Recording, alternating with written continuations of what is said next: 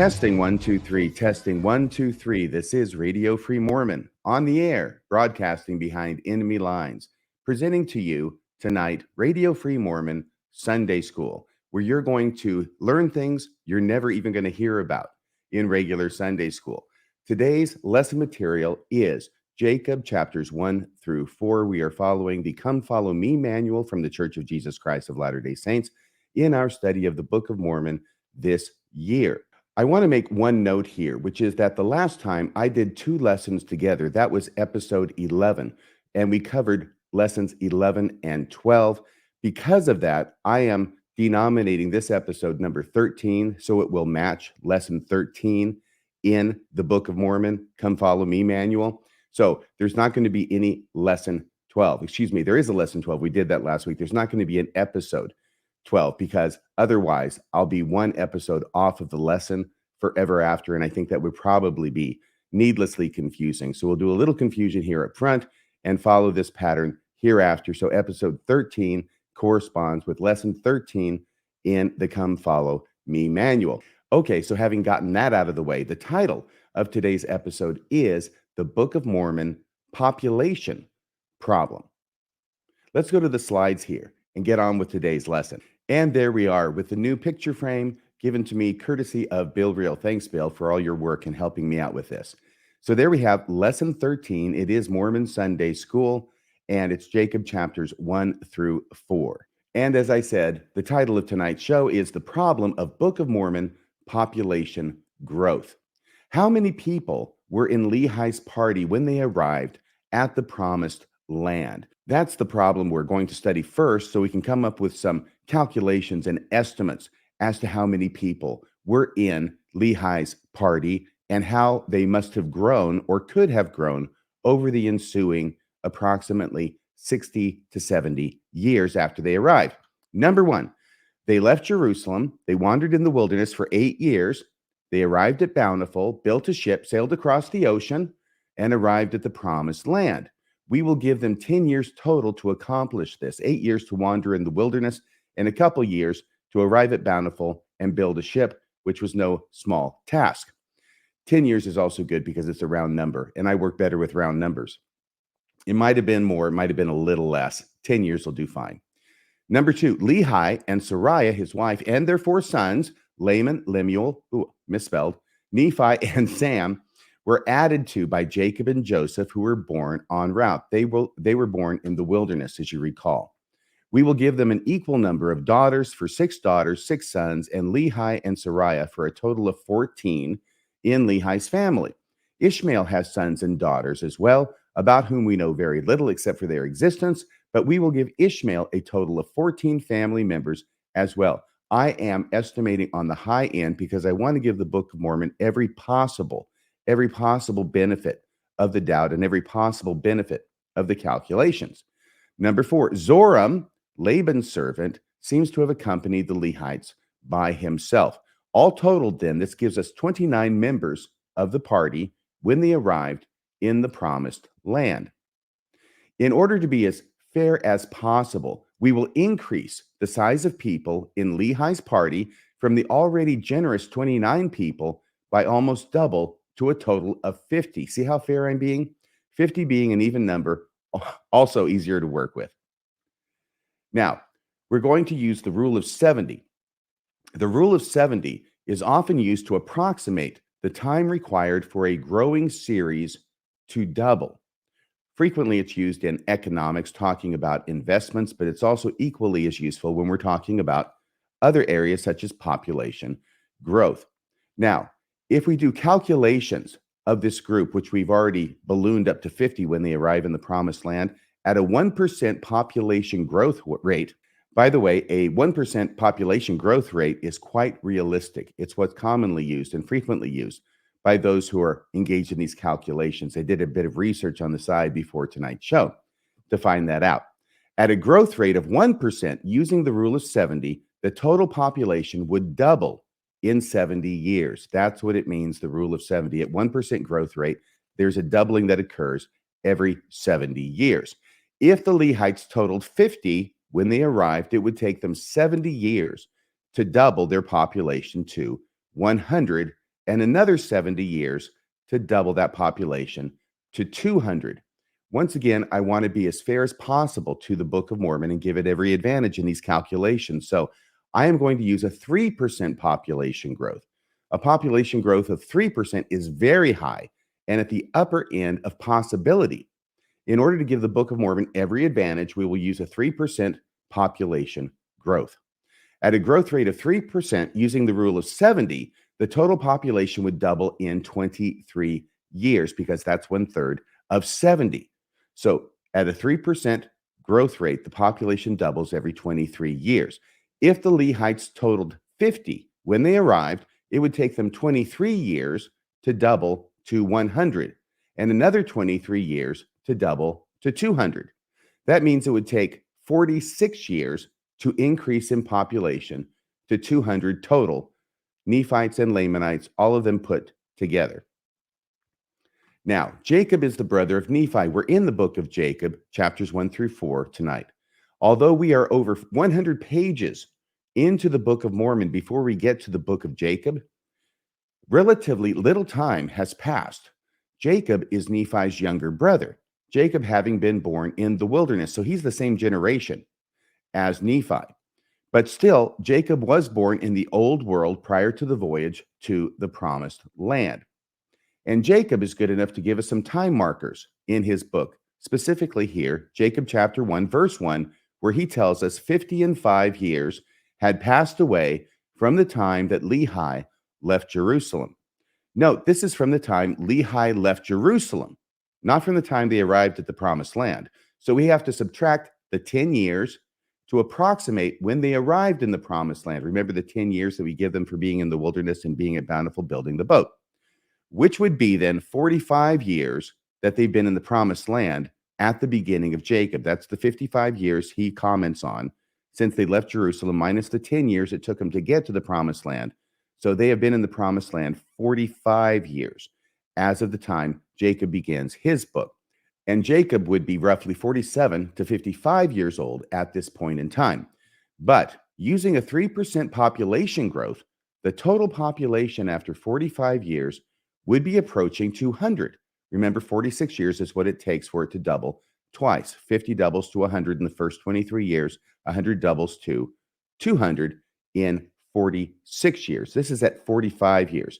So it would basically have doubled up to 200 if we give them that generous population growth of 3% and give them that generous starting population of 50. Now, the Book of Mormon, this is the problem with population. The Book of Mormon seems to describe a society much larger than it would have been. 2 Nephi 5:16, you remember we talked about this a few lessons ago. Nephi builds a temple, quote, after the manner of the temple of Solomon, save it were not built of so many precious things. But the manner of the construction, he goes on, was like unto the temple of Solomon, and the workmanship thereof was exceedingly fine. Note, this is much earlier in the narrative, after only around 23 years, when the population would have been 100 at most.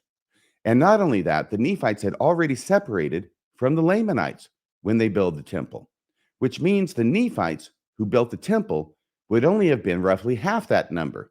If they split and it's down the middle, we'll just estimate that it was 50-50 when they split. When Nephi leaves, he takes 50% of the population, 50% of the population stays put with Laman and Lemuel. So not only that, the Nephites had already separated from the Lamanites, which means the Nephites who built the temple would only have been roughly half that number, or 50 persons. That's 2 Nephi 5:5 when they separate from the Lamanites. Now, here's the first issue. There's 4 of them in total, where the text of the Book of Mormon seems to describe a population and a society much bigger than what would actually have existed, at least according to the way the Book of Mormon presents it. Number 1, the Nephite temple was built before or around 20 years after the Lehite party landed in the promised land. In 2 Nephi 5:16, Nephi speaks of the temple as if it had already been completed. In 2 Nephi 5:28, Nephi writes, and 30 years had passed away from the time we left Jerusalem. See, that's after the temple is spoken of as being completed. Note, 30 years since they left Jerusalem would put them arriving in the promised land only 20 years earlier, right? That's where I have the 20 years up there in the header. Remember, it takes 23 years to double population with 3% population growth rate. So not even 50 Nephites and 50 Lamanites at this point.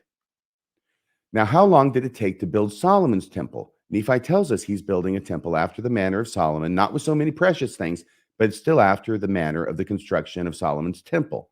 And the workmanship, he tells us, was exceeding fine. If we go to the Old Testament to find out how long it took to build Solomon's temple there, it tells us it took 7 years to build Solomon's temple. Well, that sounds like that would be doable for the Nephites then if it only takes 7 years to build Solomon's temple. But, and this is important, but there were a great many more people than just 50 working on the project of building Solomon's temple. According to 2 Chronicles chapter 2, verses 1 and 2, 70,000 men were needed to transport the materials for Solomon's temple. 80,000 men quarried the stone on top of that. And in addition to those numbers, 3,600 men were responsible for supervision of the project. So let's look at Solomon's temple versus Nephi's temple. Nephi's temple. Nephi speaks of the building of the temple as being accomplished as of the time he writes about it in 2 Nephi chapter 5, which the Book of Mormon dates to between 588 and 570 BC, or within 20 years of having arrived in the New World. Even with 50 people in this group, approximately half would be women and some would be children, further cutting into the workforce for the temple. Solomon's temple took 7 years to build with a total of 153,600 men working on the job.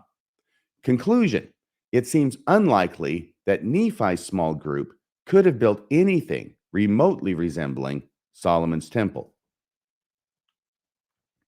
Number 2, second issue. Nephites have wars with the Lamanites. 2 Nephi chapter 5 verse 34 says, "And it sufficeth me, Nephi, to say that 40 years had passed away." Now note, although this reference does not say the time had passed since Lehi left Jerusalem, the other similar passages do make that distinction, so it is reasonable to conclude that this is the same time being spoken of here, i.e., 40 years had passed away since they left Jerusalem.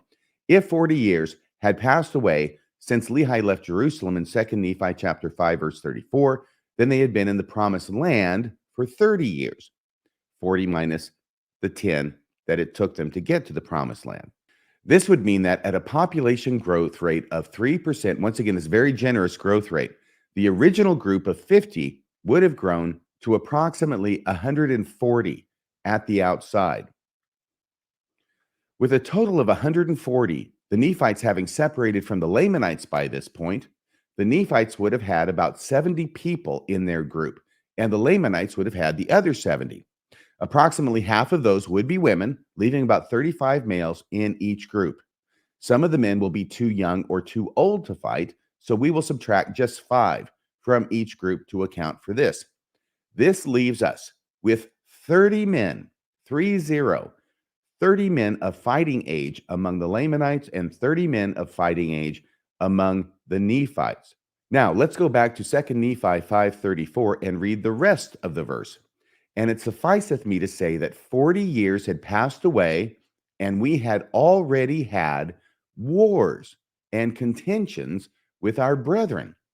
Question: how can you have any kind of conflict that could be called a war with only 30 men on each side? And the text doesn't just say one war, it says wars in the plural. One would expect a war to result in at least some casualties. So even the small number of 30 would be reduced through casualties in the multiple wars claimed by the Book of Mormon. Conclusion: it seems unlikely two such small groups could have anything remotely resembling a war, much less multiple wars. Number 3, Nephites go after gold and silver. Jacob 1:16 tells us, "Yea, and they also began to search much for gold and silver, and began to be lifted up somewhat in pride." He's speaking of the Nephites that he's going to be addressing, not the Lamanites, just the Nephites. Jacob 2:12 says, "Many of you have begun to search for gold and for silver and for all manner of precious ores, in the which this land doth abound most plentifully." Again, this is at the point where about 45 years had passed. Remember, Jacob tells us that in Jacob 1:1. Since they arrived, and there would be around 100 Nephites and 100 Lamanites, using the generous 3% population growth rate. This raises the question of why anyone in a small group of 100 would search at all for gold and silver, setting aside the difficulties involved in mining and processing the ore for silver, gold, and all these other precious ores. Setting that aside, the question is, why would they bother going to that work to find the silver and the gold at all? Gold and silver would likely have no value in such a society. Example, let's say you take a voyage cruise. A storm comes up and you get shipwrecked together with 100 other passengers on a deserted island. On top of that, because you have a prophet among you, you know that you will never return to civilization. You're stuck there forever. Before you have to abandon ship, you are given the chance to grab and take with you only one type of item and as much as you can carry. Question: would you take gold, silver, currency, food, clothing, or tools? Answer: if you take food, clothing, or tools, you will have something of value after you are shipwrecked on the deserted island. If you take gold, silver, or currency, you have wasted your time because they will have absolutely no value in your new living circumstances. Conclusion: it seems unlikely that the Nephites, totaling 100 people in their tribe, would spend time searching much for gold and silver when both would be essentially valueless in that society. The things that would be of value are food and clothing and shelter, not gold and silver. And number 4 in our list of things described in the Book of Mormon that seem to indicate a much larger society than what is described in the Book of Mormon. Number 4 is the Nephites practice polygamy. Of course, Jacob chapter 2 is famous for the sermon that Jacob gives denouncing the polygamy that the Nephite men are beginning to engage in.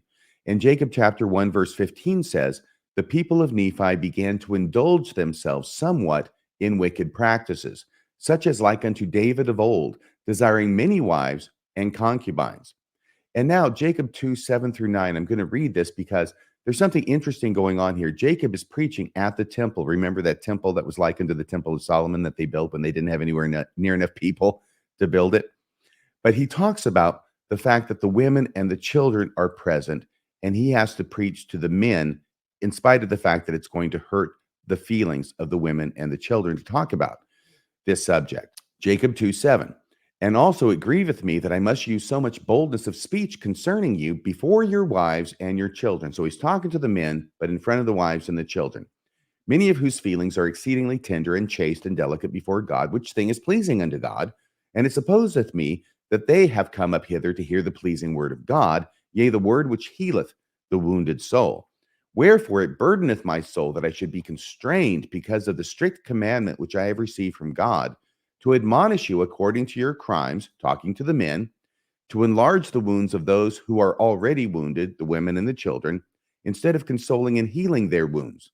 And those who have not been wounded, instead of feasting upon the pleasing word of God, have daggers placed to pierce their souls and wound their delicate minds. I read all of that because Jacob underscores how sad he is that he has to address the men in front of the women and the children instead of just addressing the men, which raises the question, if it really bothers Jacob so much to have the women and children hear these words, why doesn't he just call a meeting of men only, like a general priesthood meeting? Is this something he is not able to do for some reason, or is this a wrinkle in the text that doesn't really have a good explanation? And of course, we have to ask the question of where all these women are coming from for the Nephite men to be desiring many wives and concubines, as it says in Jacob 1:16. Maybe they had a surplusage of women because of all the Nephite men who were being killed in all of these wars, plural, with the Lamanites. See how the numbers are not stacking up here in these early books in the Book of Mormon. So here's the conclusion on the population issue in the Book of Mormon. 4 different items are mentioned early on in the Book of Mormon that indicate a population much larger than accounted for in the text when the number of Nephite men are around 50. Number one, the Nephites build a temple after the manner of the Temple of Solomon. Number two, the Nephites have wars, plural, with the Lamanites. Nephites, number three, the Nephites begin mining and refining gold and silver and other precious ores when they would be valueless in such a society as described in the Book of Mormon. And number four, Nephite men begin having many wives and concubines, in spite of the fact that there doesn't seem to be a pool of women from which they could draw many wives and concubines. These anomalies in the Book of Mormon have elicited an apologetic response, which has been around for decades now. This is because, according to the apologists, this is because there was a large population already existing in the Americas into which the Nephites blended, and indeed over which the Nephites gained ascendancy. This helps out with two problems in the Book of Mormon from the apologist's point of view. Number one, all the references in the Book of Mormon that make no sense with the population of Lehites only, like I just went over. They make no sense. So the apologists say there must have been this huge other population that they landed near, assimilated with early on, and therefore those population problems are resolved because there were all these other people that weren't Nephites that they met when they got there. And number two, the fact that no Middle Eastern DNA has been located among the Native Americans, i.e. the Middle Eastern Lehite DNA got lost in the far larger Native American population. So this is a twofer if we go along with the apologists who are positing the existence of this big population that the Nephites landed into. So both of these problems that the Book of Mormon has can potentially be resolved if we go along with the apologetic position that the Book of Mormon Lehites landed in the New World and shortly thereafter met this huge population of other people who are already living there, like the Mayas or somebody neighboring the Mayas, and were absorbed into that much larger population. That takes care of both of these issues with the Book of Mormon. Now, there's a 1992 article by John Sorenson. It was in the very first issue of the Journal of Book of Mormon Studies, and it deals with this issue. And I went back to look at this article, and I realized that in the first couple of pages of this article, John Sorenson goes through a similar analysis of the population of Lehi's party when they got to the New World and how quickly it would have grown over the next 100 years or so. And I was very enthused by that because his calculations match my own. In fact, they're even more dire than my calculations.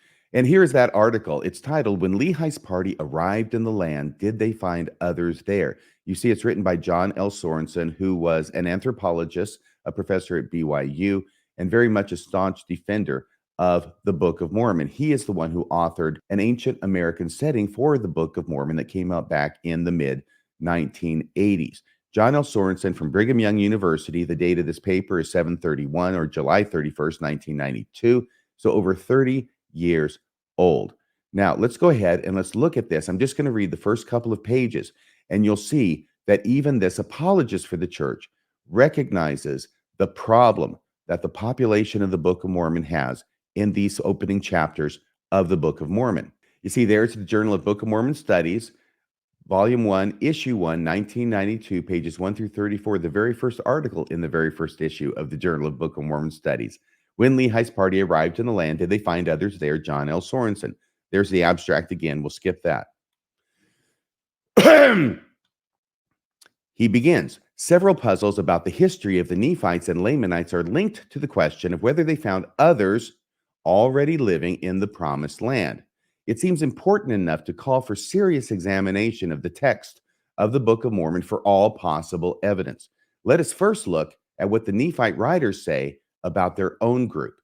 Then we will see what we can learn about other groups described or mentioned in the record. We'll go past the introductory paragraph and down to where the paper starts in earnest under the heading Population Growth Among the Nephites. Two questions about Nephite population size are of major concern. First, how fast did the Nephite group grow as a result of the natural fertility and mortality of the original party? We need to examine whether the numbers attributed to them at various points in their history can be accounted for in terms of natural increase by the Nephite portion of Lehi's group. By the way, spoiler alert, they can't be. Even John L. Sorenson recognizes this. If the numbers cannot be explained by that means, which they can't, then recourse to others is required to account for the apparent excess. The second question concerns the relative size of the Lamanites and other groups compared with the Nephites. An analysis has already been published of the age and gender of the personnel in Lehi's party. Nephite demographic history obviously begins with that information. My reading of the text puts about 11 adults and 13 children in Nephi's group when they split with the faction of Laman and Lemuel. So he has it much reduced from what I had. I was giving the Book of Mormon the benefit at every turn. John L. Sorenson, although an apologist, is also an anthropologist, and he's going to be more realistic in his estimates. And his realistic estimate is that about 11 adults and 13 children were in Nephi's group when they split with the faction of Laman and Lemuel. That's so much smaller than what I had estimated. However, he goes on, the adults included only 3 couples. None of the unmarried persons, including Nephi's brothers Jacob and Joseph, and probably their sisters, would have had marriage partners available until nieces or nephews came of age. So for some interval, the group's reproduction rate would have been even lower than those numbers seem to suggest. The Lamanite faction, I estimate to have included 4 couples, with the likelihood that the oldest grandchildren of Ishmael were just coming into the age of reproduction. Remember, Ishmael goes with the Lamanites.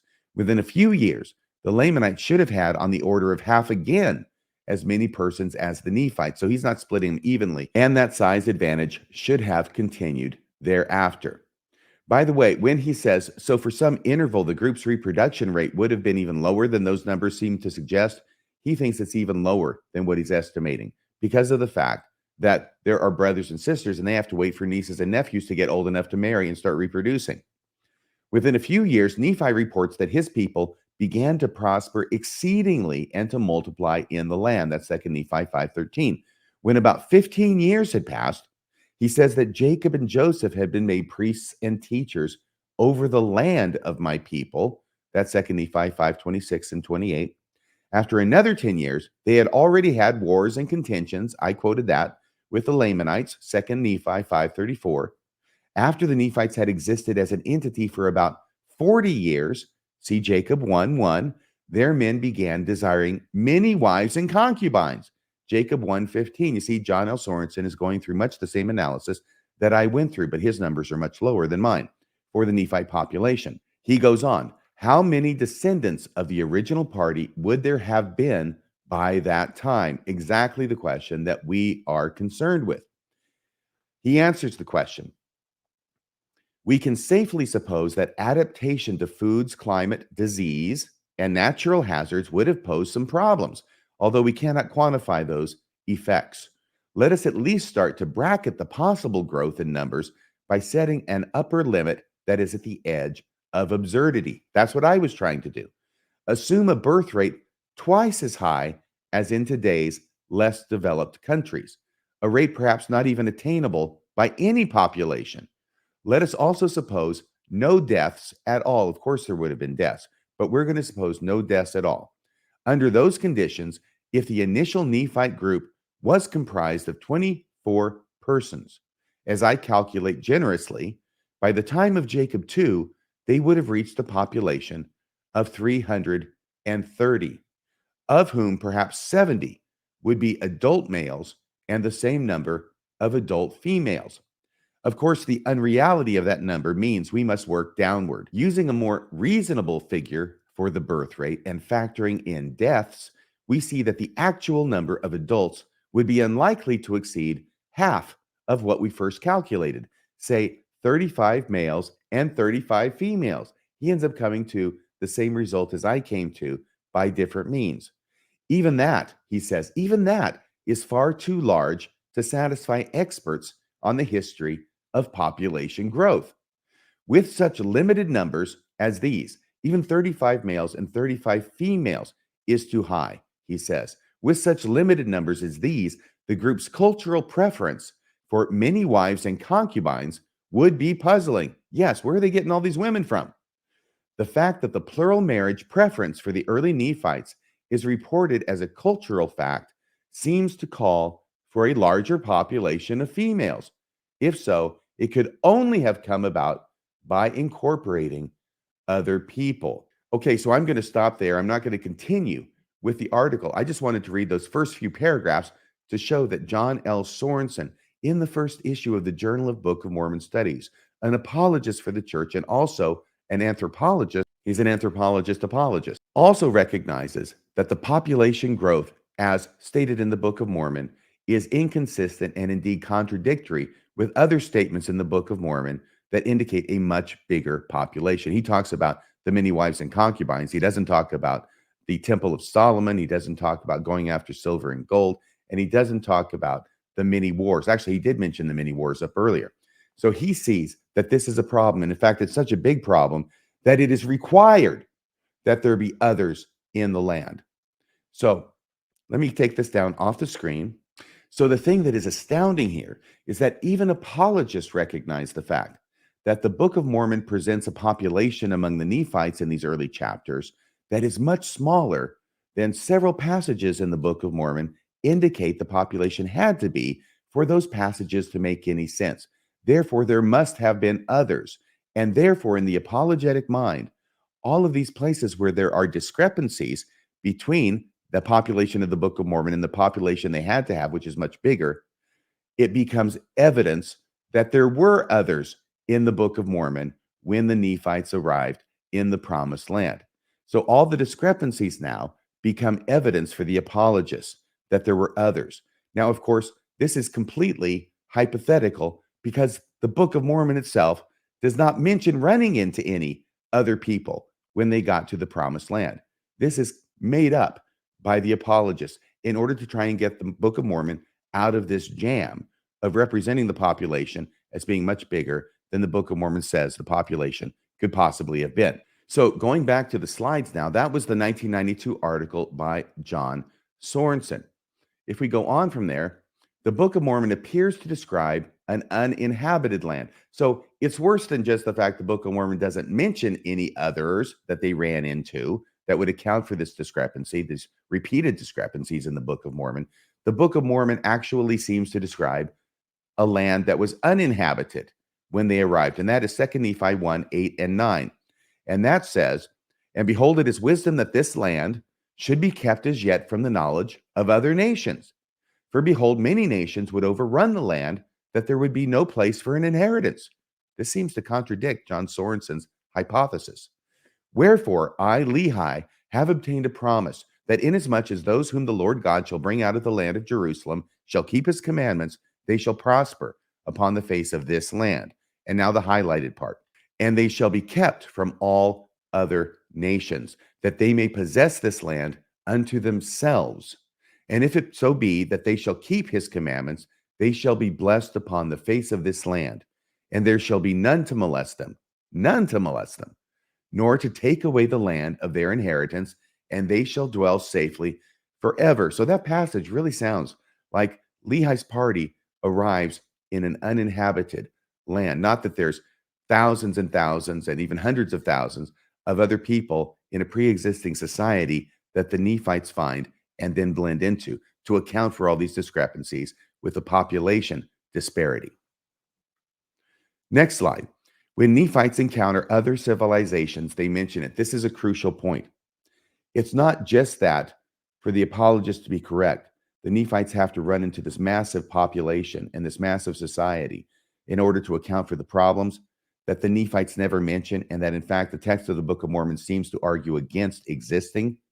When the Nephites do run into other people, it's remarkable. It's notable. They write it down in the gold plates, and they do this on 2 occasions with 2 other groups of people. The first is the Mulekites. In Omni chapter 1, verse 14, we read, "Because they wrote it down, and they discovered a people who were called the people of Zarahemla." See, when they find a people, it's big doings. They write it down. It's worth mentioning. Now there was great rejoicing among the people of Zarahemla, and also Zarahemla did rejoice exceedingly because the Lord had sent the people of Mosiah with the plates of brass, which contained the record of the Jews. Once again, the name Mulekites doesn't actually occur in the text of the Book of Mormon. It is a name that has been applied to these people of Zarahemla because they were descended from a person named Mulek. So Mulekites. But the key point here is that when the Book of Mormon people run into another civilization, they write it down. So we know they knew how to write it down, that it was sufficiently noteworthy for them to write it down, which continues to argue against the apologist position that much earlier on, they ran into this huge society, this huge civilization, but they never mentioned it. And the second group of people that are run into in the Book of Mormon and that they write it down and mention it are the Jaredites in Omni chapter 1, verse 20. And it came to pass in the days of Mosiah, there was a large stone brought unto him with engravings on it. And he did interpret the engravings by the gift and power of God. And they gave an account of one Coriantumr and the slain of his people. And Coriantumr was discovered by the people of Zarahemla, and he dwelt with them for the space of 9 moons. You see, finding even one person is mentioned in the Book of Mormon because it's noteworthy. Even one person, even Coriantumr gets mentioned. It also spake a few words concerning his fathers, and his first parents came out from the tower at the time the Lord confounded the language of the people, and the severity of the Lord fell upon them according to his judgments, which are just, and their bones lay scattered in the land northward. Even their bones are mentioned of these slain people. So it is harder and harder, given what the Book of Mormon does say when it meets other groups or other people, that it somehow neglected to mention a much larger group of other people that they ran into shortly after they arrived in the Promised Land. The apologetic response begins to get thin at this point.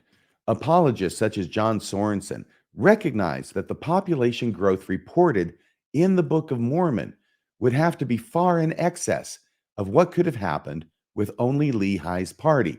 Therefore, in spite of the fact the Book of Mormon appears to contemplate an uninhabited land, and in spite of the fact the Book of Mormon mentions no others being present up through the Book of Jacob, apologists nevertheless claim there must have been others present. What do they present as their evidence? All the places where the Book of Mormon imposes a much larger population than the text describes. And this, even though the Book of Mormon shows us it can and does report on others when they are encountered, as represented by the Mulekites and the Jaredites. So that is the end of today's lesson. This is a problem with population in the Book of Mormon, in the first chapters. It comes out especially in the Book of Jacob, which we're studying today. So I wanted to mention it here. This is a very difficult chestnut for the Book of Mormon to overcome. And in fact, the apologists have agreed that it's a difficult chestnut. And in order to take care of this problem, they have to create out of thin air thousands and thousands and thousands of other people who are already existing and living in the Promised Land when the Nephites arrived, that the Nephites assimilated with them, but the Nephites, for some reason, never mentioned them. And in fact, the Book of Mormon describes the Promised Land as if there were no other people in it whatsoever. So that's about all for tonight. Thank you so much for listening. Please click like, please hit subscribe, please leave a comment below, and thank you so much for watching Radio Free Mormon Sunday School. Good night, everybody.